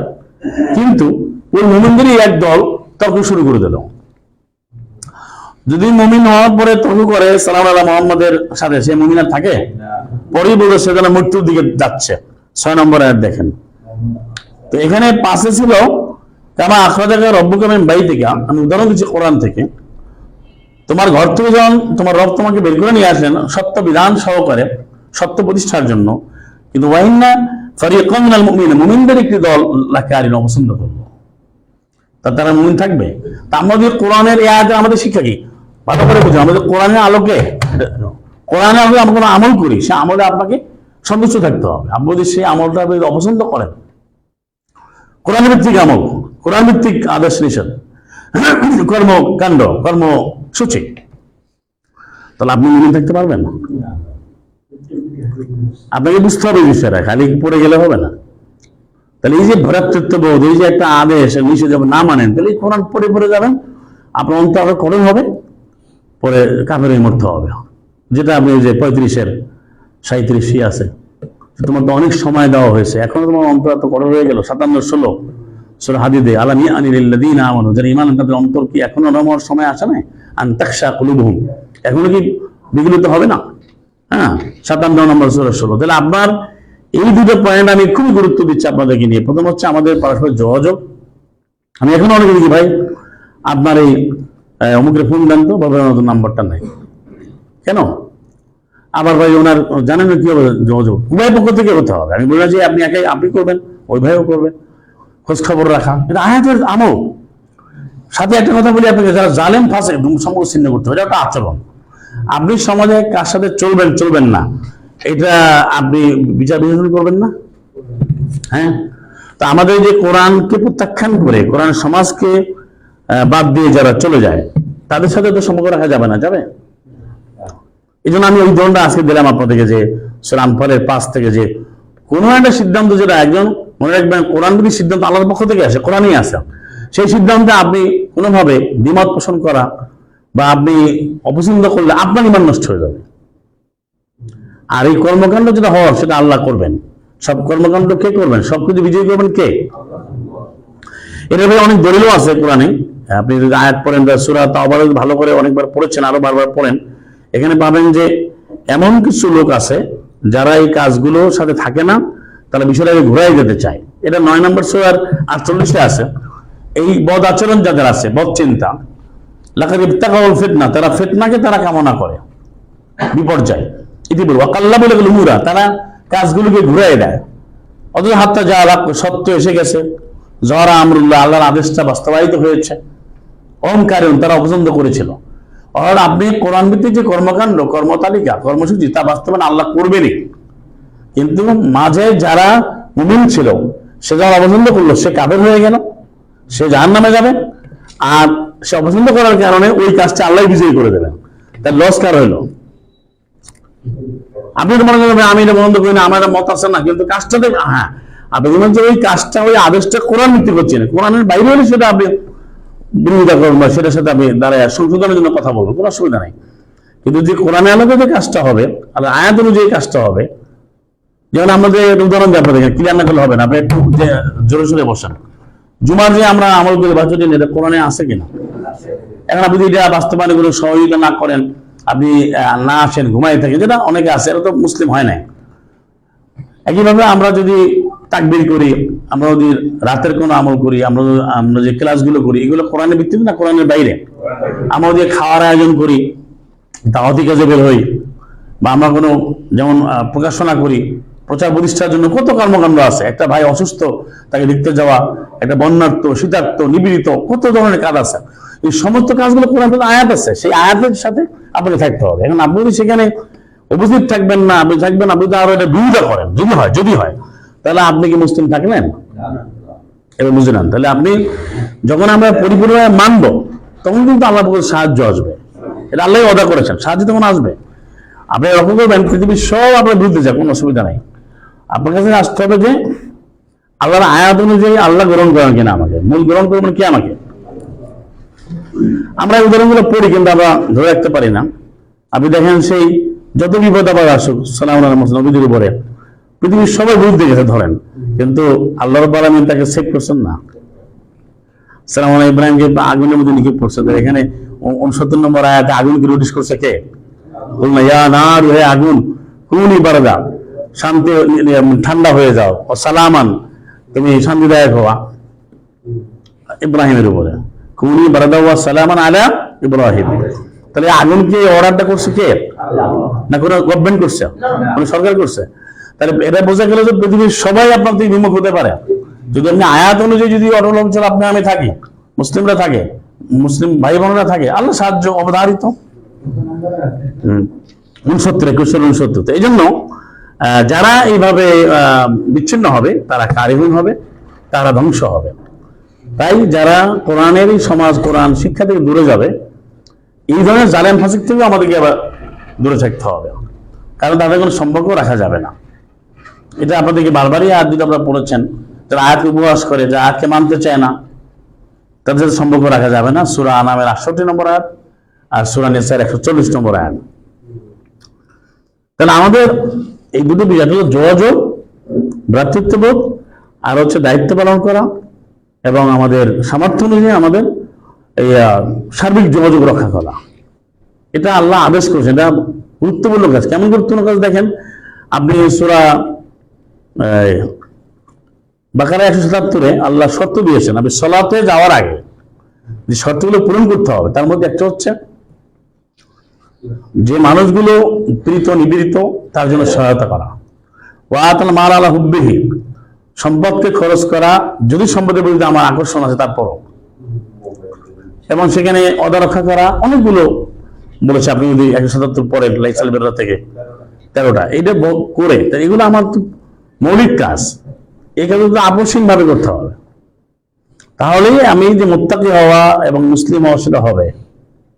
এটা আচরণবিধি। এখন আমাদের জীবনের প্রতিটি কাজই আমার আয়াত অনুযায়ী হবে, প্রতিটি ইবাদত, তাহলে আংশিক ভাবে করে নেওয়ার কোনো সুযোগ নেই। কিন্তু যদি এটা হয় যে এক ধরনের মানুষ আছে সমাজে, যেমন আমাদের আরেকটা আচরণবিধি আমাদের জন্য থাকবে কোরআন ভিত্তিক, তা হচ্ছে জীবনের ক্ষেত্রে আমরা সবসময় আখিরাতমুখী হয়ে আমরা ক্রন্দন করার, মানে কাদার বিষয়টা, ভাগটা বেশি বাড়াতে হবে, যেটা আমরা পারি না। আমাদের কিন্তু হাসার ভাগটাই বেশি থাকে। আল্লাহ বলে কথা হাকুন, আমরা তাকুন, তোমরা কেন হাসছো, কাঁদছো না কেন? যেটা সূরা নাজম 53 নম্বর সূরার 61 নম্বর আয়াত, 60-61। তোমরা হাসাহাসি করছো কিন্তু কাঁদছো না। ওয়ান্তুম সামিদুন, তোমরা খুব উম্মতাল হয়ে আছো, আনন্দের ফুর্তিতে আছো। সূরা নাজমের 53, 60-61। এখানে এটা আমাদের একটু নিজেদের মধ্যে সংশোধনী আনতে হবে, নিজেদের শুদ্ধ করতে হবে, যে আমরা হাসার জায়গায় হাসা যাবে, সেটা আয়াত অনুযায়ী, কিন্তু আমাদের আল্লাহ বলেছেন ম্যাক্সিমাম, বেশিরভাগ আমাদের কাঁদতে হবে এবং হাসাতে হবে আল্লাহ আয়াত অনুযায়ী। যেটা সুলাইমান যেভাবে পিঁপড়া ওখানে গিয়ে মুসকে হেসেছিলেন, নামলে যেটা আছে আপনারা পড়েছেন সেই 19 থেকে। কিন্তু আমরা যে কোনো কারণে হোক আমরা পারি না, তো সেটা আমরা শিখবো। সবাই আমি সহ আমরা সবাই শুদ্ধ হব। ফালিয়াদহাকু কালিলা ওয়ালিয়াবকু কাসীরা, যে কথাটা সূরা তাওবাতে বারবার আলোচনা আসছে, যে ফারিহাল মুখাল্লাফুনা, যারা পিছনে বসেছিল আল্লাহর আয়াত থেকে তারা দূরে গিয়েছে, খেলাফা রাসূলুল্লাহ, আল্লাহ রাসূল থেকে দূরে গিয়ে তারা ওয়া কারিমু আন ইউজাহিদু বিআমওয়ালিহিম ওয়া আনফুসিহিম, তারা মালগুলো খরচ করা অপছন্দ করেছিল, আল্লাহ রসুলের সাথে জিহাদ করা অপছন্দ করেছিল এবং তারা মাল এবং জান দিয়ে, মালগুলো জানগুলো দিয়ে আল্লাহ রসুলের সাথে যুদ্ধ করবে, এটা তারা পছন্দ করে নাই আল্লাহর পথে। বরং তারা বলেছিল লা তানফিরু বিল হার, তোমরা গরমের মধ্যে বের হইও না। কুল নবী তুমি বলে দাও নারু জাহান্নাম আসাদ্দু হাররা, জাহান্নামের আগুন তো বড় বেশি গরম, বেশি উত্তপ্ত। লাউ কানু ইয়াফকাহুন, যদি তারা বোঝে। অর্থাৎ অনেকগুলোর কাছে নিজেদের কোরআন মানবে না, অনেকে মানতেও দেবে না। এরা পিছনে থেকে কোরআন ভিত্তিক জীবনযাপন না করে খুশি। আল্লাহ বলছে যে কোরআন আল্লাহ রসুল থেকে দূরে সরে গেছে, তারা মুখাল্লাফ মানে যাকে পিছনে রাখা হয়েছে, পিছনে পড়ে গেছে। কোরআনের কোনো আমলের সে যুক্ত হবে না, সে আমল করবে না, সে বিকৃত নানান ভাবে ঘোরাফেরা করবে। ঈদের সময় আল্লাহ বলছেন যে তাদের দায়িত্ব ছিল তারা যদি খুশি হয়, ওইখানে খুশি হতে পারবে না। একজন মুসলিম খুশি থাকবে আয়াত নিয়ে, সূরা এই তাওবাবি আছে 9 নম্বর সূরা 124-এ। তাহলে খুশি হওয়ার একটা আচরণ বিধি, আমি খুশি থাকবো, আমার জীবন আচরণ, আমার দৈনন্দিন ম্যানার কি, ডেলি হ্যাবিটটা কি হবে, আমি খুশি হবো আল্লাহর আয়াতের, কোরআন পাঠ করা, কোরআন বোঝা, কোরআন প্রচার, কোরআনের মধ্যে খরচ করা, কোরআনের জন্য জীবনযাপন করা, কোরআন নিয়ে, এখানে আমি খুশি হব।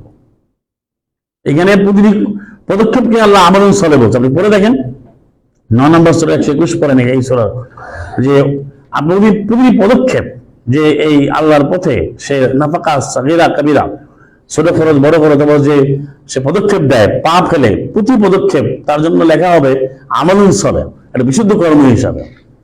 কারণ আল্লাহর পথে, কোরআনের পথে প্রতিটি কর্ম, প্রতিটি সেকেন্ড মিনিট এটা আল্লাহ গ্রহণ করবেন এবং প্রতিটি আমলই, প্রতিটি কাজই আমলের সলে হিসাবে গৃহীত হবে।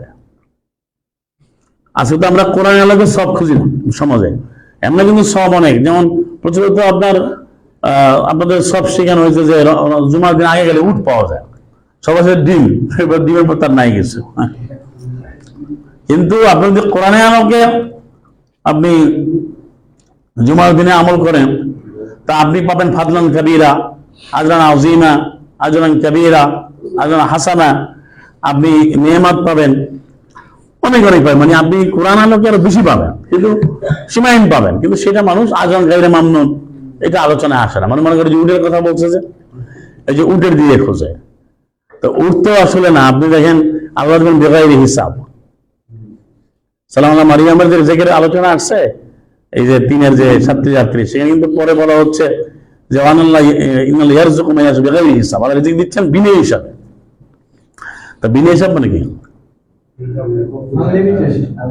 Unending, unlimited. ওই যে বললাম যে ব্ল্যাঙ্ক চেক দিয়ে দিচ্ছে, তো এটা তো আপনি যা লাগে তাই। তাহলে এটা পাবেন আমি কোরআনের প্রতি আমল করলে, আর আমি প্রচলিত আমল করলে তো আপনি সব জায়গায় ধরা। ওরা সবর হিসাবে ঠিক মতো করতে পারে না, দেখেন না, আপনাকে ঠকাই দিছে। মানে কোরআন কারীমের বাইরে গেলে আপনাকে সবর হিসেবে ঠকিয়ে দিছে। কি হবে? তুমি রমাদান মানে 70 গুণ পাবে, অথচ রমাদান ছাড়াই 261 নম্বর আয়াতে সূরা বাকারাতে আল্লাহ বলছেন যে আল্লাহর পথে যে খরচ করবে সে 700 গুণেরও বেশি পাবে।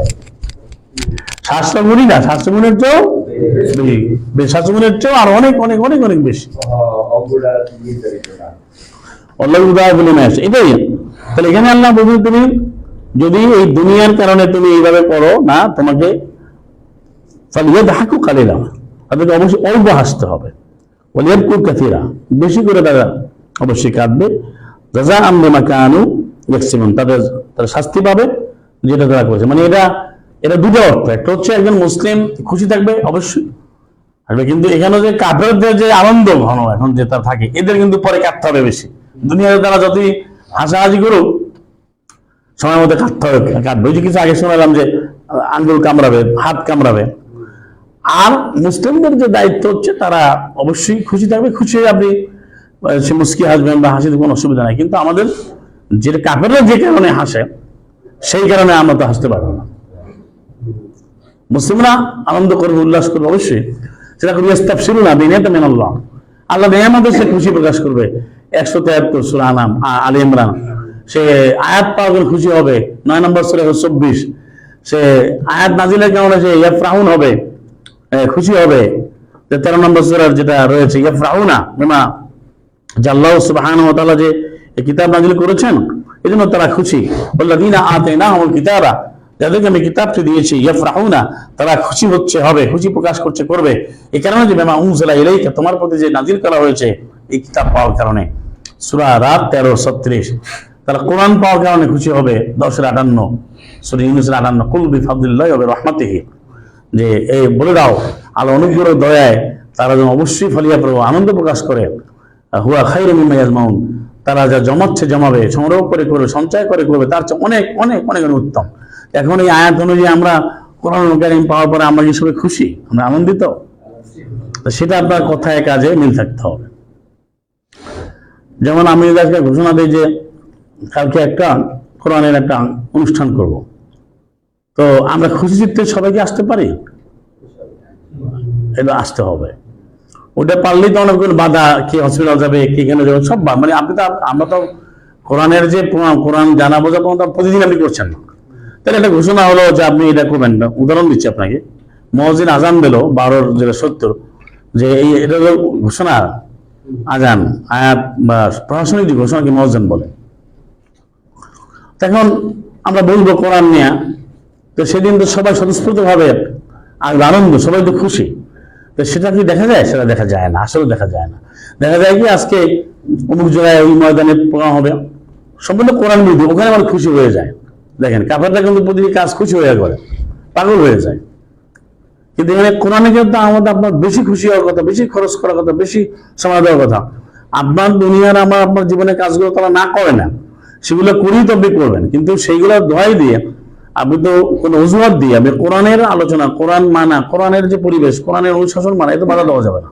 কারণ ওগুলো আছে আল্লাহ কি জানেন না? মাহাজাল, আল্লাহ তো জানেন যে আপনার ফ্যামিলি আছে, আপনার সন্তান আছে, আপনার ব্যবসা আছে, বাণিজ্য আছে, এটা আল্লাহ বলছেন করতে।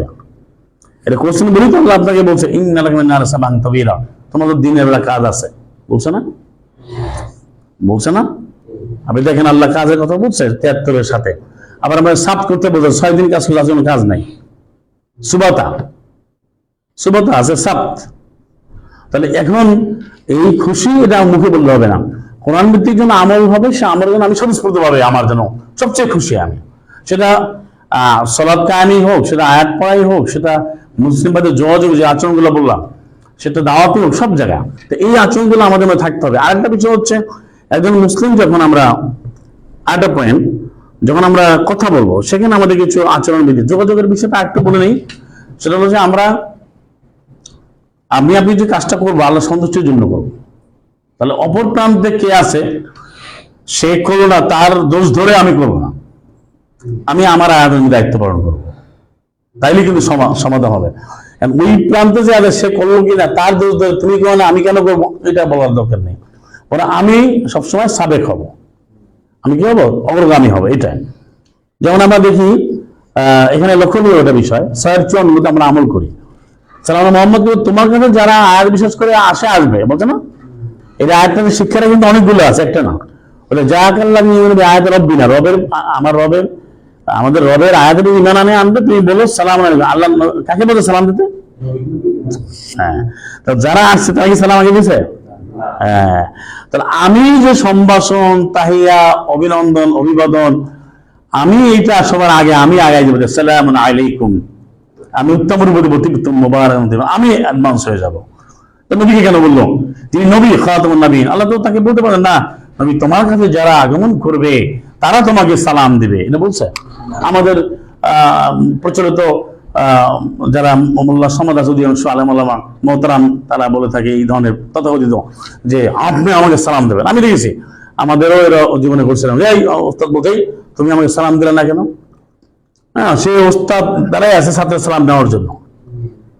হ্যাঁ, যেমন আপনি বলেন আপনার ছেলে আপনাকে দিবে, আপনার মেয়ে আপনাকে দিবে, আপনার ওয়াইফ আপনাকে দিবে, এটা না, আমি আগে দেবো। এখানে নবীকে কিন্তু ওইটা বলা হচ্ছে মোল্লাদের কথা অনুযায়ী যে যারা আগমন করে হয়েছিল তারা তোমাকে সালাম দেবে, এটা কি বলছে? এখানে কিন্তু একটা আচরণবিধি চমৎকার ভাবে পরিস্ফুটিত হয়েছে যে আপনি আমি এগিয়ে যাব, তো যোগাযোগের ক্ষেত্রে আমরা এগিয়ে যাব, সেটা এখানে আমরা কোনো কার্পণ্য করবো না। আমরা যদি আমাদের লক্ষ্য যে আগুন থেকে বাঁচতে হবে, মুসলিম হইতে হবে, তাহলে আমাকে আপনাকে আগাতে হবে না। এখানে তো এটা এমন বিষয় না যে আমি করবো না, আমার কি না, আপনার মনে অনেক দায়িত্ব আছে, এটা কোরআনই সে দায়িত্ব দিচ্ছে। তাহলে এই জিনিসগুলো লক্ষ্য রাখতে হবে। এটা হচ্ছে কথা বলার ক্ষেত্রে আমরা দেখেন যে সালাম আল্লাহ এই মুসাকে আল্লাহ বলছেন হারুনকে, আপনারা জানেন যে তারা নিকৃষ্ট সে কাফের সীমা লঙ্ঘনকারী, তারপরও তাকে বলছে হে রাসূল ফাতিয়া, তোমরা উভয় তার কাছে যাও। এটা বলছেন 20-47, 40 বলছেন ফাকুলা, তোমরা উভয়ে বলো লাহু তার জন্য, মানে ফিরআউনকে কাওলান লাইয়িনা, তুমি সব মানে কোমল ভাষায় কথা বলো। তাহলে আমরা দাওয়াত দেবো, সেখানে আমাদের অবশ্যই আমাদের আমল থেকে আমরা শিখবো, আমরা ভালো করে আমল করবো, আমরা কাওলান লাইয়িনা করবো। এবং এই নীতিমালাগুলো কোরআনে অনেক আয়াতের মধ্যে বলেছে, আপনি এটা পাবেন, প্রচুর আয়াত আছে এই ব্যাপারে। যেমন আমরা কথা বলতে গেলে আমাদের পারিবারিক, আমাদের সামাজিক কাওলান সাদিদা হইতে হবে, 4-9 সত্য সুভাষণ সঠিক কথাটা বলবো। 33-70 সূরা আহজাবে 70 ইয়া আইয়ুহাল্লাযীনা আমানু তাকুল্লাহ, হে যে ঈমান আনলে তুমি সতর্ক হও, ওয়া কুলু কাওলান সাদিদা, তোমরা সত্য সঠিক কথা বলো। এখানে মনে রাখতে হবে যে কিছু ক্ষেত্রে কথা বলতে হবে, যখন আপনি কাফের মসজিদে কথা বলবেন, যারা আয়াতকে মানে না, তাদের সাথে কথা বলতে হবে আকুল্লাম ফি আনফুসিহিম, তাদের ব্যাপারে বলো কাওলান বালিগা, মানে বিচক্ষণতার সাথে হৃদয়গ্রাহী কথা বলতে হবে। কাফের একটা মুশরিক, সে আল্লাহর আয়াত মানে না, তার সাথে আমাদের বিচক্ষণ, দক্ষতা এবং সতর্ক হয়ে, দূরদর্শী হয়ে, তারপরে বালিগ মানে চূড়ান্ত কথা বলতে হবে, যে কথাটা সে বুঝবে, তার হৃদয়কে স্পর্শ করবে, সেটা বলতে হবে। এখানে একটা কিছু বলে রাখতে হবে যে আপনি যখন আদেশ করবেন, যেমন এখানে আবার এই কথা বলে আবার আপনার এই আচরণ ওখানে কি হবে ফ্যামিলি লাইফে, যেমন আপনি সন্তানকে আদেশ করলেন, ছেলেকে করলেন, বা পারস্পরিক স্বামী স্ত্রী, সেখানে যে শাসন করবে তার কথাগুলো কিন্তু আদেশ সুযোগ হইতে হবে। ও আমর আহলাকা বিসসালাত, যেটা 19-55 আর 20-132। কেন বলছে, আপনি যদি এখন আপনার সন্তানকে বা আপনি যাদেরকে আদেশ করছেন যে অনুরোধের সুরে বলেন, তাহলে হবে না। কারণ আমরা কিন্তু এখন আদেশের সুরে কথা বলতে পারি না, আমরা ওই পর্যায়ে এখন উন্নীত হই না, হতে হবে খুব দ্রুত, আমরা তো মারাও যেতে পারি যে কোনো সময়, আল্লাহ তো আমাদের মৃত্যু হবে। যে কোনো আমর আদেশ করতে হবে, আমর অর্ডার, এখানে কোনো সান নাই। এখন আমি আপনাকে বলি ভাই, আপনি বলতে পারবো যে জুমার দিন আপনি মনে চাইলে আসেন, কি বলা যাবে? আপনি কোরআন কাছে মনে চাইলে পারলে আসেন, বলা যাবে? তাহলে এটা কুফরি হয়ে গেল না? তো ওই যে একটা টাইট বানাইছে, সিল্লা গোষ্ঠী একটা বানাইছে যে ভাই আসেন, আপনি সবাই একটু সামনের দিকে বসি, সবাই আমরা পিছনের দিকে যাই, সবাই জুতারা ডানে বসে রাখি, এই যে ভাষাগুলো, এটা তো ইসলামী ভাষা না। সবাই আমরা আমরা আমরা মানে কি একটা ভাষা বানাইছে। আপনি একজন তো আদেশ করতে হবে, একজন আদেশ করতে হবে না? এটা আল্লাহ তো বলছে যে ওয়ামুর আহলাকা, তুমি তার পরিবারকে আদেশ করো সালাতে। তা আপনার পরিবার যদি বলেন যে আব্দুল্লাহ, ওবায়দুল্লাহ, নিমাতুল্লাহ, কুদরাতুল্লাহ, আসো তোমরা উঠবে নি, সালাত করবে, কোরআন কি পড়বে, দেখো পারো কিনা, না এনা ওঠো, এখানে অর্ডার করতে হবে, কম ফানজির, ওঠো, হ্যাঁ চাদর জমানো ব্যক্তি তুমি দাঁড়াও এবং সতর্ক করো। 74-এর যে কম, তুমি দাঁড়াও রাতে, 76-এর 1। তাহলে আদেশ করতে হবে। ওইটা আবার এখানে মিলায় না যে ভাই কোমল ভাষা বলছে, তো এখানে আবার অনেকে লাখুম দীর্ঘ উলিয়া দিন সব জায়গায় লাগায় 109-এর যে সে যায়, কারণ এটা হচ্ছে যারা কাফের মুশরিক, সেখানে জোর করে তারা মুসলিম বানানো যাবে না। কিন্তু আপনি যখন মুসলিম দাবি করবেন ঘোষণা দিয়া, আপনাকে অবশ্যই আপনাকে এটা করতে হবে, আপনাকে অর্ডার করতে হবে, নাহলে তো আপনি দেশ চালাতে পারবেন না। যেমন আমাদের এই যে বর্তমানে যেটা আমরা দেখি যে প্রধান উপদেষ্টা, উনি আদেশ করতে পারে না, যার কারণে কোনো কিছু ঠিক হয় না, কারণ এই কোনো আদেশ করে না, এটা অর্ডার করতে হবে যে করো, করো না। তো যে কোনো শাসনটা এরকম হতে হবে, এটা আল্লাহই বলেছেন, নাহলে তো আপনি পারবেন না। আপনি অবশ্যই সুন্দরভাবে করতে হবে, সেটা আয়াতের মধ্যেই আছে, আপনি সেখানে সীমানা দেওয়া আছে। কেন বললেন যে কানে আমর হচ্ছে, তারা আদেশ করলো তার পরিবারকে, 19-এর যে 55 সালাম ইসমাইল। তারপরে এখানে যে আপনি যে আল্লাহ যে অর্ডার করে আকিমুস সালাত কায়েম করো, এটা কি অর্ডার না? অর্ডারটা আদেশটা কেমন হয় বলেন, আদেশটা কিরকম হয়? আপনি যদি বলেন ফজরের সময় যে ঠিক আছে আসো, তোমরা যদি পারো উঠতে পারলে ওঠো, এটা কি সুযোগ আছে? একজনে মুসলিম দাবি করে, তো সে সুগার খাচ্ছে বা মদ খাচ্ছে, মদ পান করছে, দেখো মদ পান করো, আচ্ছা কিছু করো, না করলে কি করবা, বা না করলে দেখো পারো কিনা বাদ দিতে, এবং হবে বর্জন করো, অর্ডার মায়াদার সে 91-92। তো বর্জনের অর্ডারটা অর্ডার হিসাবে থাকতে হবে, কাদের জন্য? যে মুসলিমের জন্য। আপনার পরিবার আমি তো বলছি বলি আল্লাহ তুশরিক বিল্লাহ, হ্যাঁ আমার সন্তান, প্রিয় সন্তান বলছে শিরক করো না, নেগেটিভ অর্ডার, এটা কি নেগেটিভ অর্ডার? এরকম করো না, তুমি শিরক করবা না, করলে করতে পারো, কি করবো দাও, এমন বলে না, আল্লাহ তুশরিক বিল্লাহ, ইন্না শিরকা লাযুলমুন আযীম। তো এটা একটা গুরুত্বপূর্ণ বিষয়। আমরা ওখানে লাইনা বলছি ঠিক আছে, এখান থেকে দাওয়াত দিয়েছে, এটা বলছে কাফের। কাফের কিন্তু লাইনা বলে আর আমাকে চলে আসতে হবে, কাফের তর্ক করা যাবে না, এইগুলো বলছে। যেমন 28-55 সেন কি বলছে, যখন কাফেররা যখন খারাপ কথা বলে তুমি এড়িয়ে যাও, বলো সালামুন আলাইকুম লা নাবতাগিল জাহিলিন। হ্যাঁ, এটা বলা হচ্ছে এখানে, তো এটা লক্ষ্য রাখবেন। তাহলে এই বিষয়গুলো কোরআন স্পষ্ট করছে। আর একটা আমাদের সামাজিক জীবনের বিধান হচ্ছে হাঁটার ক্ষেত্রে যে দুটো বিষয়, একটা হচ্ছে কোনো মানুষকে অবমূল্যায়ন না করা। যেমন 31-18 আমরা শিখবো, ওলা তুসাইর খাদ্দাকা লিন্নাস, এর বাংলা অর্থ হচ্ছে তুমি লাল করো না তোমার গালকে মানুষের জন্য, তোমার গালকে লাল করো না মানুষের জন্য, অর্থাৎ কোরআনিক এড়িও না, কোনো মানুষকে হ্যাও করো না, অপদস্থ করো না। আর তুমি ওলা তামসিবিল আরদে মারাহা, তুমি ভূপৃষ্ঠে তুমি মারাহা অহংকার বসে হেঁটো না। এর অর্থ কি? অহংকার কি দেখা যায়? যেমন আমি প্রতিটি বিষয়ে আয়াত দিয়ে বলি, আমাকে একজন বলে আপনি তো অহংকারই করেন, আপনি অহংকার করেন, এটা কি এই কথাটা মিলল? সে আয়াত আমাকে একজন আসছে বলতে ভাই আমি তো অমুক পীরের খলিফা, আমাকে না ভাই ইন্নী জাইল ফিল আরদি খলিফা, বাকারা 30, আল্লাহ তো বলছে আল্লাহ খলিফা জমিনে বানিয়েছেন, তো ওরা পীরের খলিফা বাদ হয়ে গেল। সেখানে আল্লাহ তো আমাকে পীরের ঘরে জন্ম দিচ্ছেন, তো আমি এইটাই এই জন্য আমি গেলাম সূরা আস-সামাদ 112, হ্যাঁ 2 আয়াত বললাম, হ্যাঁ 3 নম্বর আয়াত। যাই হোক, তো বলছে যে আপনি খালি আয়াত বলেন। পরে বললো যে ভাই আমি তো কি আর করি, আমার তেমন ব্যবসা বাণিজ্য নাই, তো আমি পীরের নামে চলি। আমি বললাম যে বিসমিল্লাহির রহমানির রহিম, রব্বুল আলামিন যিনি রহমানুর রহিম, তার নামে চলতে হবে। তাহলে এখন আমি তো আয়াত বললে এটাও দোষ হয়ে গেল। তো এটা হচ্ছে কি, আপনি অহংকারটা কখন বলবেন সেটাও আপনাকে দেখতে আমি, এবং রাগটা বুঝতে হবে। 40-এর 35 এবং 56 আয়াতের বিরুদ্ধে যারা কথা বলে দলিল ছাড়া, এখানে রাগ হওয়াটা, ঘৃণা হওয়াটা এরা মুমিনের কাজ, এবং আল্লাহর কাছে এটা খুব ঘৃণ্য কাজ, মুমিনদের কাছে ঘৃণ্য কাজ। মুমিনদের রাগ হয়, আল্লাহর রাগ হয় সেটা বলা যাবে না, কারণ আল্লাহ তো এগুলোতে ঊর্ধ্বে। আল্লাহ তো সুবহানাহু ওয়া তাআলা আম্মা ইউশরিকুন, 16-2। কিন্তু কি অনেক মানুষ আছে ভাই কোরআন ভিত্তিক কথা বললে এটা আপনি রাগ হচ্ছে। একজনের আমার কাছে মুসলিম দাবি করে, সে যদি হারাম খায় তাহলে রাগ হবো না? একজন মুসলিম দাবি করে যদি কোরআন ক্লাস বর্জন করে তাহলে রাগ হবো না? যদি মুসলিম দাবি করে যদি কোরআনের বিরুদ্ধে ভুল ব্যাখ্যা দেয় তাহলে আমি রাগ হবো না? তা সেই রাগ হওয়াটা কিন্তু বৈধ রাগ, মানে আপনাকে বুঝতে হবে এটা। আর মুসলিমদের সংখ্যা বলে হচ্ছে 134, সেটা কি বলে হচ্ছে ইউনফিকুনা, তারা খরচ করে ফিস সাররায়া দাররায়া, কি আনন্দ নিরানন্দে, সচ্ছলতা ও অসচ্ছলতা, কাযিমিনাল গায়জা, এবং তারা রাগকে দমন করে, বলে আফিন আনিন নাস, তারা মানুষকে ভালো চোখে দেখে, বদান্যতমা একটু ভালো আচরণ করে। আল্লাহ বলেন এই ধরনের সৎকর্ম সম্পন্নকারী আল্লাহ গ্রহণ করেন, করবেন, আল্লাহ ভালোবাসেন, আল্লাহ তাদেরকে ক্ষমা করে দিবেন। তাহলে এই জন্য বলছে যে মানুষের সাথে আচরণ হবে সুন্দর, কিন্তু আল্লাহ পরেই বলছে যে অহংকারীকে, যে নিজের আত্মগৌরবী লোককে আল্লাহ গ্রহণ করবেন না। কিন্তু সেটা বুঝতে হবে যে সাধারণভাবে কোনো মানুষের সাথে খারাপ ব্যবহার করা যাবে না। ওয়াকুলু লিন-নাসি হুসনা, বাকারা 83, ওয়াকুলু লিন-নাসি হুসনা, তো মানুষের খুব ভালোভাবে কথা বলো, খুব সহৃদয়তাপূর্ণ, সভ্যতাপূর্ণ, মহব্বতপূর্ণ, মানে আন্তরিকতাপূর্ণ কথা বলো।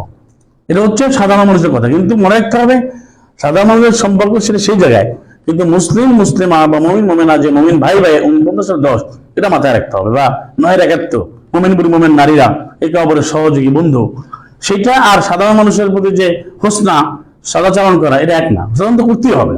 কিন্তু মুমিনদের সম্পর্ক স্পেশাল, এটা আল্লাহ বলেছেন। আবার যে কাফের হবে তার সাথে এই রিলেশনটা কি হবে সেটা আবার আমাকে লক্ষ্য রাখতে হবে। কারণ শয়তানকে এখানে বলা হচ্ছে যে শয়তান, তাকে শয়তান হিসেবেই তাকে গ্রহণ করতে হবে, অর্থাৎ তাকে শত্রু হিসেবে গ্রহণ করতে হবে। এখন যে শত্রু তাকে আপনি মিত্র ভাবতে হবে না। ইয়া আইয়ুহাল্লাযীনা আমানু লা তাত্তাখিযু আদুব্বি ওয়া আদুব্বাকুম, হে যারা ঈমান আনলে তোমরা আমার শুধু তোমাদের বন্ধুরূপে গ্রহণ করো না। তাহলে এটা কাকে বলছে? এটা বলছে সাইডে রেখে, সেটা আবার আমার মাথায় রাখতে হবে। যদি আপনি বলেন যে আল্লাহ তো বলছে ভালো আচরণ করতে, তাহলে আমি এই কাফেরের সাথে বন্ধুত্ব করি, এটা কিন্তু বলা হয় না, এটা লক্ষ্য রাখতে হবে। আবার 35 নম্বর শয়তান, আল্লাহ বলছেন ইন্নাশ শাইতানা লাকুম আদুব্বুন, শয়তান তোমাদের শত্রু, ফাত্তাখিযুহু আদুব্বা, তোমরা তাকে শত্রু হিসেবেই তোমরা গ্রহণ করো। ইন্নামা ইয়াদউ হিজবাহু, নিশ্চয় শয়তান আহ্বান করে তার দলকে, লিয়াকুনু মিন আসহাবিস সাঈর, সেটাতে আগুনের অধিবাসী হয়। তাহলে শয়তান যে শত্রু, তাকে মিত্র ভাবলে হবে? তাকে বন্ধু ভাবলে হবে? এটা আসুন আমরা আরো অনেক আছে। আমরা এই যে কয়টা কথা আলোচনা করলাম, আমাদের জীবনে আমরা সর্বোচ্চ ত্যাগ স্বীকার করে আমাদের জীবন আচরণ, আমার দৈনন্দিন জীবনে যেন আমরা কোরআনকে মানতে পারি, কথায় কাজে চলনে বলনে, হাসি কান্নায়, জীবন ধারণে, আয় ব্যয়ে, ঘরে বাইরে, এগুলো তো আমাদের দৈনন্দিন জীবনের ব্যাপার। সেটা যেন আমরা চমৎকারভাবে মানতে পারি। আমাদের যে ভুলগুলো যেগুলো আছে আমরা শুদ্ধ করবো। আর আমরা যদি কোনো একজন মুসলিম বা একজন মুসলিম ভাইকে আমরা অবশ্যই আয়াতের বিপরীত কোনো কাজ দিলে আমরা আয়াত দিয়ে তাকে সমাধান করতে পারি। এটা আমরা কেউ রাগ করবো না যে আপনি ভাই আয়াতটা দেখেন, আয়াতে কি লেখা আছে, এবং আমিও সেটা দেখি, আপনিও দেখেন। তাহলে আয়াতের তাওয়াসি হবে, পরস্পর আলাপ আলোচনা হবে, এবং উপদেশ বা নির্দেশনাগুলো পরস্পর এটা দেওয়া হবে। তখন আমরা শুদ্ধ হব। এবং সেখানে আমরা যেহেতু আমরা মুসলিম হতে চাই, তাহলে আমরা কিন্তু রাগকে দমন করবো। শয়তান আমাদের রাগান্বিত করতে পারে, অশ্বাস দিতে পারে, সেক্ষেত্রে আমাদের সতর্ক থাকতে হবে। এই জন্যই কিন্তু ওই যে 199, 200 7 নম্বর সূরা এখানে আমরা পড়েছেন যে শয়তান নাজগুন করে খোঁচা মারে। হ্যাঁ, শয়তান মানে খোঁচা মারে। তো আল্লাহ তুমি ফাস্তাইযবিল্লাহ, তুমি আল্লাহর কাছে আশ্রয় চাও। কেন বলছেন? আমি কোরআন মানতে হবে না, শয়তান নানাভাবে খোঁচা মারতে পারে। তো আমাদের সেখানে সত্যমিত চিন্তা হবে। এইভাবে যদি আমরা একজন ব্যক্তি, আমরা একজন মুসলিম পুরুষ, একজন মুসলিমা নারী, মোমেনপুর মনে নারী, যেভাবে আল্লাহ চমৎকার ভাবে যে কোয়ালিটিস গুলো, যে পরিচয়গুলো 33-35 আল্লাহ বলছেন 10টা যে কার্যাবলী, এদিকে আল্লাহ বলছে আজরান আজিমা দেবেন। এবং আমাদের জন্য এইভাবে তৈরি হলে আমরা ইহকালীন আমরা কোরআন ভিত্তিক সমাজ তৈরি হবে, পরকালে আমরা মুক্তি পাবো, সেখানে আমরা একই জান্নাতে থাকবো, কোনো সন্দেহ নাই। কিন্তু সেটা কোরআনের ভিত্তিতে আমাদের ভাবতে হবে প্রতিটি জায়গায়। এই জন্য কোরআন বারবার পড়তে হবে। কারণ আমি যখনই কোরআন জানার দাবি করি না কেন, আপনি যদি কোরআন অধ্যয়ন এবং কোরআনের যে পাঠ এবং আচরণগুলো যদি আমি অভ্যাসী পরিণত না করি, দৈনন্দিন জীবনে না করি, তাহলে দেখা যাবে যে শয়তান এখানে সুযোগ করে নেবে। তো এই বিষয়টা আমরা সতর্ক থাকবো। যে আপনাদের কোনো প্রশ্ন থাকে তাহলে করতে পারেন, আমি শেষ করে দেবো ইনশাআল্লাহ। জি, কোনো প্রশ্ন আছে আপনাদের? হ্যাঁ, বলে। হ্যাঁ, হ্যাঁ,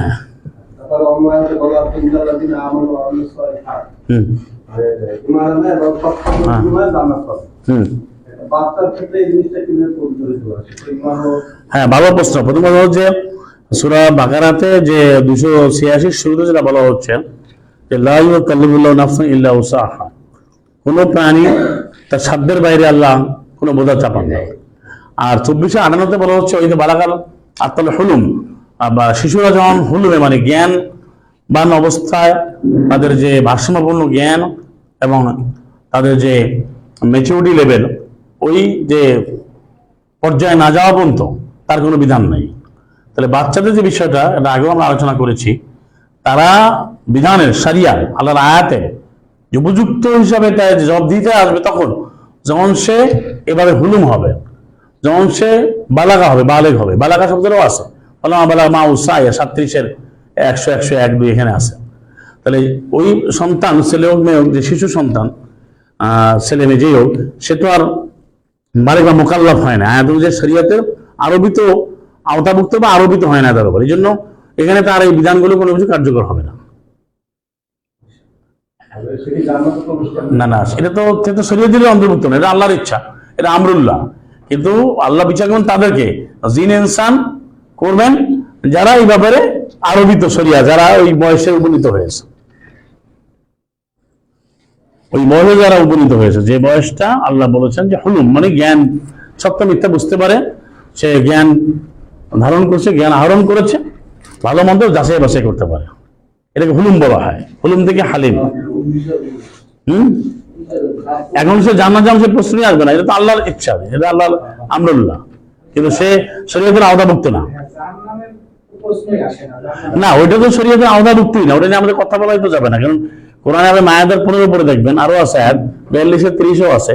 ওই কোরআন কাসির, আল্লাহ অনেক ব্যাপারে তোমাদের আল্লাহ মার্জনা ক্ষমা করে দেন, ওইটা এটা তোমাদের দায়িত্ব না। অনেক বিষয় আল্লাহ ছেড়ে দিয়েছেন আমাদের জন্য, মানে এটা নিয়ে আলোচনা আসবে না। যেন আল্লাহ আপনাকে আমাকে প্রশ্ন করবেন আরবিল মিমের অর্থ কি, আল্লাহ প্রশ্ন করবেন না। কিন্তু আমি যদি কোনো একটা কোরআন আমল না করি, আল্লাহ প্রশ্ন করবেন যে তুমি এই আমলটা করো নাই কেন, যে আমলটা করতে বলছে। কিন্তু আরবিল মিম তসিম মিমের অর্থ কি, এটা আল্লাহ আমাকে জিজ্ঞেস করবেন না, করবেন? তাহলে আল্লাহ বলি আমার ইয়ার মাতা ইল্লাল্লাহ, আল্লাহই জানেন এর ব্যাখ্যা।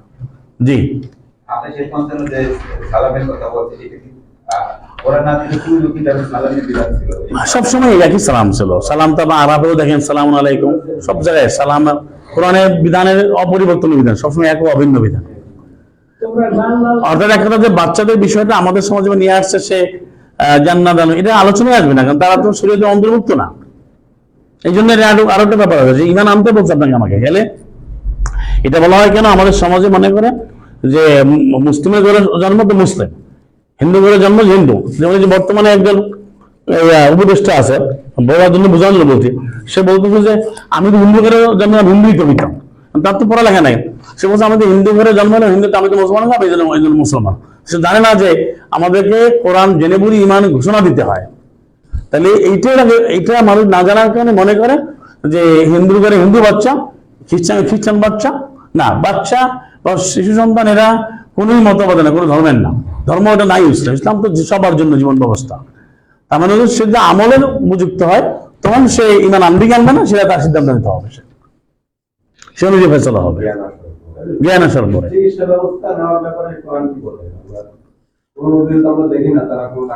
চিকিৎসার ব্যাপারে 26-80 যথেষ্ট, আর হচ্ছে 7-31 যে আমরা কোনো অসুস্থ হলে বলবো ঈদা মারিত ভাবে আসবেন।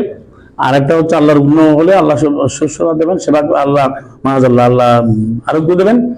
আর চিকিৎসা যে বিজ্ঞান বা চিকিৎসা বিষয়টা কোরআনে আলোকে যদি আমরা আল্লাহ যে জ্ঞান দিয়েছে জ্ঞানকে নিয়ে ভিত্তি করে যে কোরআনে আলোকে যে চিকিৎসা পদ্ধতি সেটা গ্রহণ করা যাবে। যেমন আল্লাহ যে খেতে বলেছেন সেটা খাও, এখন সীমা লঙ্ঘন করা যাবে না। এখন যেটা হচ্ছে এখন তো তারা এই জায়গাটা তৈরি করে তারা একটা আলাদা বাড়িয়ে যে আল্লাহ মাহাজাল্লাহ কোনো তো আল্লাহ করতে পারে না, মাহাজা এমন ভাব যে এটা খাওয়াই যাবে না, আল্লাহ হালাল করছে তারা এটা খাওয়া যাবে না, খাইলে তুমি মারা যাবো। যেমন ধরেন একটা লোকের প্রথম আল্লাহ সন্তান দিচ্ছে যে কোনো মায়ের, তো 1 বছরের পর আবার সন্তান আল্লাহ দেন। হ্যাঁ না, ডাক্তার বলছে তুমি আবার বাচ্চা নিলে কিনা তুমি মারা যাবে।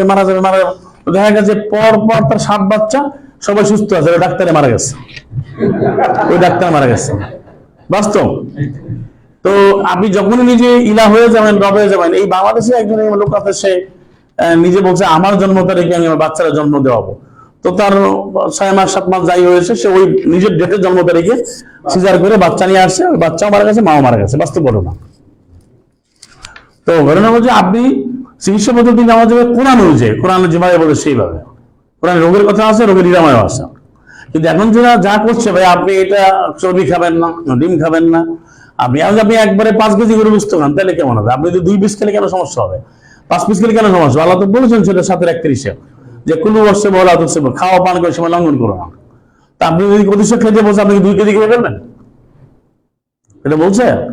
তো এখন আল্লাহ যে পদ্ধতি দেখেন সম্পূর্ণ কোরআনে আছে, পুষ্টিবিজ্ঞান খাদ্য তালিকা, সেটা মানলে কোনো এখন ওইটা না মানার কারণে এমনি ডাক্তাররা আজকে এইটা বলে কালকে হালালকে হারাম করে, হারামকে হালাল করে।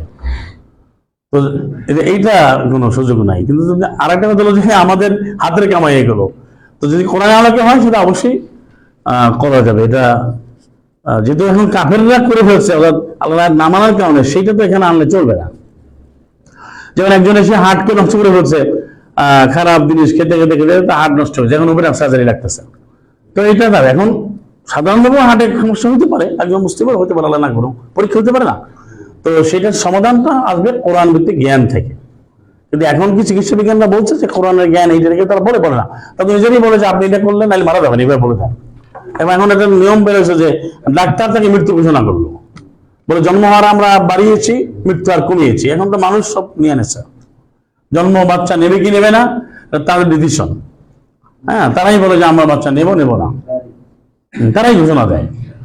অথচ দেখা যায় 7 কোটি থেকে এখন 22 কোটি হয়ে গেছে, তো কমাইতে পারে না। জি জি মানুষকে সৃষ্টি করছে সুন্দরতম আকৃতিতে। অনেক জায়গায় দেখা যায় জন্ম থেকে অন্ধ হয়, জন্ম থেকে পঙ্গু হয়।